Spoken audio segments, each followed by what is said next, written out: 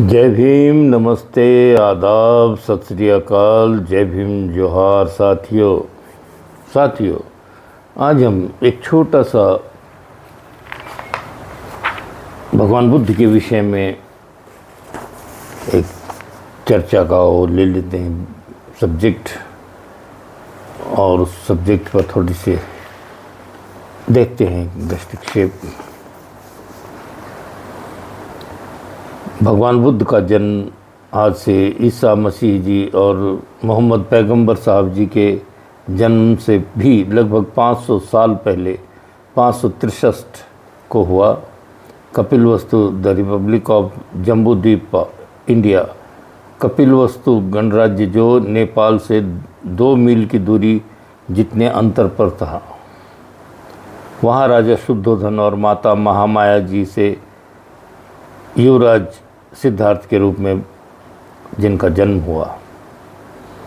भगवान बुद्ध का धम्म ईसा मसीह और मोहम्मद पैगंबर साहब जी के 500 साल पहले हुआ है। भगवान बुद्ध का धम्म शुरू में कल्याणकारी है, मध्यम में कल्याणकारी है और अंत में ही भी यह कल्याणकारी है। यह सद्धम्म हम भारत और पूरे विश्व को सुख, शांति, समाधान और सम्मान देने वाला है। बदले में मिला जिन्होंने बुद्ध धम्म और संघ को माना, दुनिया में टॉप पर रहे हैं। जिन जिन राष्ट्रों में आज बौद्ध धर्म है वो सचमुच तरक्की पर है, और भारत की सरहदों को छोड़कर जब बुद्ध अन्य देशों में गया है, वहाँ तरक्की है, सुख शांति है, भाईचारा है, असमानता की कोई बात नहीं है वहाँ पर। अगर भारत में अच्छी तरह से बौद्ध धर्म को माना जाए तो यहाँ की हिंसा, बलात्कार, चोरी, नशा, ये सब बंद हो जाएगा, और इसके जरिए धन इकट्ठा करने वाले ही शायद बौद्ध धर्म को नहीं चाहते। जो झूठ और फरेब के जाल में लोगों को फांस कर ऐंठना चाहते हैं, वो बौद्ध धर्म की कीमत क्या करेंगे। उन्होंने बुद्ध की मूर्तियों को तोड़कर विकृति कर दिया है, कभी देवियाँ बन गई है, कहीं कौन सा भगवान है ये भी उसका एक नाम नहीं दिया है। कहीं कहीं देवताओं के नाम भगवान बुद्ध को संबोधन किया जाता है भारत में, लेकिन ये बुद्ध हैं और उनकी ये सीख है ये नहीं बतलाया जाता है। कंट्रोवर्सी फैलाई जाती है। भगवान बुद्ध कब ग्रह त्यागा और क्यों त्यागा, इस विषय में गलत लोगों में कहानियाँ बना कर पेश की जाती हैं,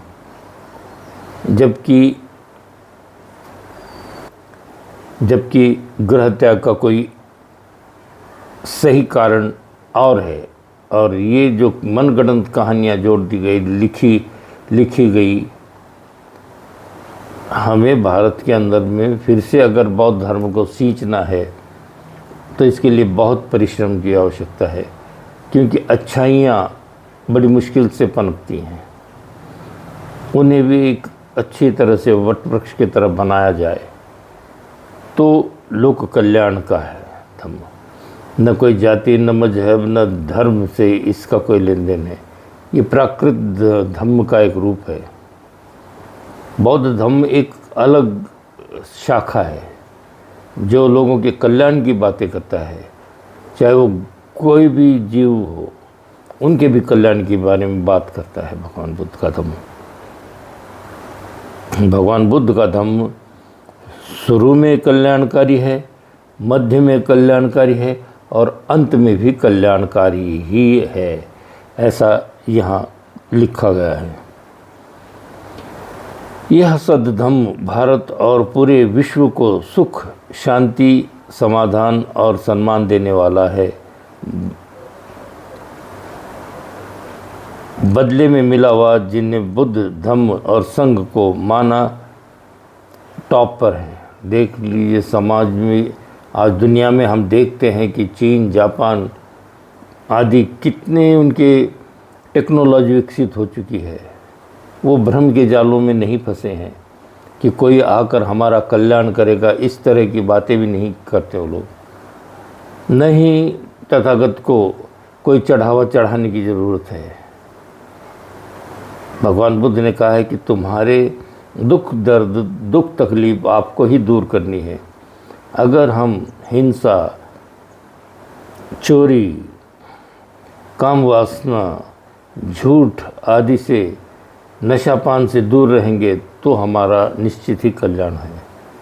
ये 5 शील का हमें ज़रूर अपने जीवन में आचरण करना चाहिए, तो हम तरक्की कर सकते हैं।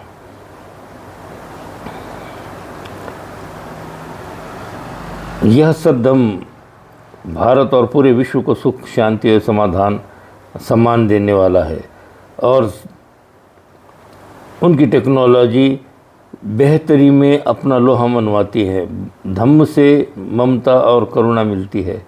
इंसान हिंसा, चोरी, व्यभिचार, झूठ और हर प्रकार के नशे से अपने आप को दूर करके कुशल कर्म के मार्ग पर चल देता है तो वह अपने जीवनमान को ऊंचा बना लेता है। देख लीजिए, इसे 5 शील का अगर आचरण इंसान को अच्छे स्थान पर बिठा सकता है तो हम लोग क्यों इससे दूर रहें।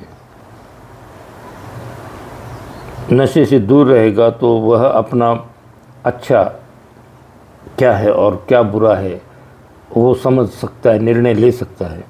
भगवान बुद्ध ने कहा है कि मानव आसक्तियों, लोभ के वश में होकर ही दुखों से भरी कष्टमय जीवन के लिए भव सागर में यानी धरती पर बार बार जन्म लेता है। इस संसार में भगवान बुद्ध ने कहा है कि मानव आसक्तियों, लोभ के वश में होकर ही दुखों से भरी कष्टमय जीवन के लिए भव सागर में धरती पर बार बार जन्म पाता है। ये प्रक्रिया चालू रहती है। इस संसार में दुख है तो उससे छुटकारा भी पाया जा सकता है। वह सुलभ मार्ग खोज निकाला, जिसे मध्यम मार्ग कहते हैं। किसी ढोंग,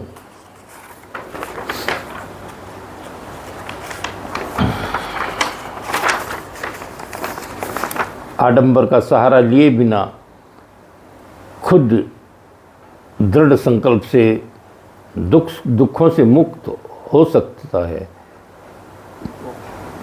कोई झूठे अवतार हमारी रक्षा कल्याण के लिए नहीं आएंगे।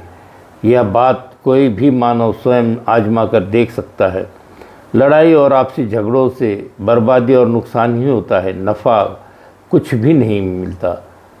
भगवान बुद्ध ने हमें हिंसा से बचने के लिए कहा है। ना शरीर से यानी काया से, ना वाचा से, ना वाणी से, ना ही मन से, चित्त से और ना नेत्रों से, आँखों से डराकर हिंसा करनी चाहिए। हिंसा से बचना चाहिए। अहिंसा का मार्ग अपनाना सबसे उत्तम मार्ग है। जो भी राष्ट्र आज युद्ध में लिप्त हैं, दुखों के बादलों से ढके हैं, क्या इंसान इस स्तर पर पहुंच जाए कि दूसरों के हिस्से की चीज़ें छीनने लग जाए और वहाँ हथियारों से वार करके वहाँ के लोगों को पीड़ित किया जाए, दुखी किया जाए, मानव मन त्रस्त हो, उनकी वेदनाएं आपके प्रति हो? ऐसा काम अच्छा नहीं होता है। जो भी राष्ट्र आज युद्ध में लिप्त हैं, दुखों के बादलों से ढके हैं, भूखमरी, कंगाली, मानव वंश की जानमाल की हानि, पाठशालाएं खत्म, ज्ञान के केंद्र सब बर्बाद हो चुके हैं। भगवान बुद्ध 80 साल की दीर्घायु तक रहे और उन्हें अंतिम सवाल पूछने वाला कोई शेष बचा तो नहीं, इसलिए उन्होंने निर्वाण कबूल कर लिया और अंतिम सांस ली, फिर ना पैदा होने के लिए। जय भीम, नमो बुद्धाय। साथियों, मिलते हैं अगले किसी नए विषय पर। जय भीम, नमो बुद्धाय। साधु साधु साधु।